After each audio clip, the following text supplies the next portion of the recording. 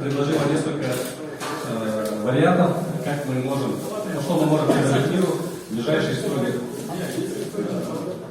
Так, значит, тут сразу скажу, сейчас вот буквально перед выступлением мы все-таки основным своим приоритетом выделяем исследование изменения климата мирового уровня. И так как у нас в Республике Саха-Якутия есть институт мирозлотовения, который известен на весь мир, и так как он работает в таких, как сказать, уникальных условиях, имея буквально под рукой весь аппарат, всю площадку для исследований, то в данном случае вот именно вот этот, наверное, ресурс, именно исследование по мерзлоте, по исследованию мерзлоты, это у нас приоритет.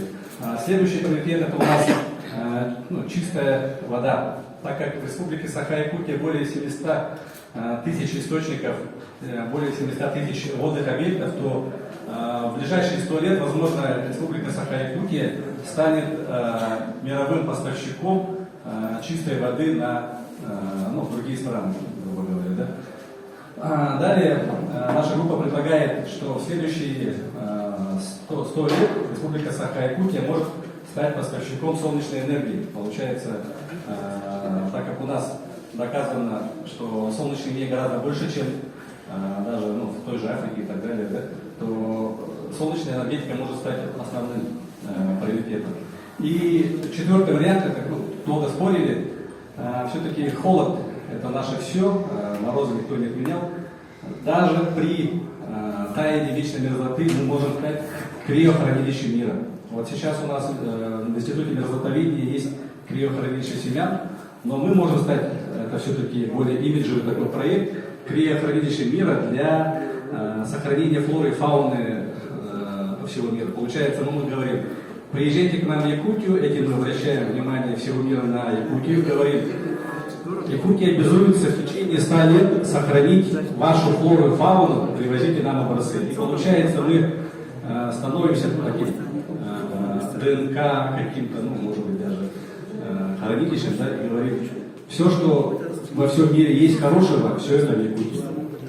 Вот типа такого. Теперь это наши какие-то позитивные такие на 100 лет предложения. И теперь какие у нас есть угрозы. Так, значит, вот какие у нас угрозы. Таяние мерзлоты все определили основной угрозой, так как мы боимся того, что в случае вот этого катаклизма пострадает каждый житель Республики Саха-Якутия. Поэтому это основная угроза. Далее, это угроза сохранения национальной идентичности в связи с глобальной миграцией. 3 миллиона квадратных километров в любом случае в течение 100 лет возможно привлекут миграцию из других регионов Российской Федерации, может быть, даже из-за рубежа. И у нас, вот как у жителей Якутии, как в Республике Саха-Якутия, есть угроза ассимиляции с другими народами. Поэтому мы должны на это очень сильно обратить большое внимание. Ну и последнее, это... так, все, по-моему, да? Все. Вот метановая бомба, это вот следствие вот этого таяния. У нас вкратце все. Спасибо. Давайте поаплодируем.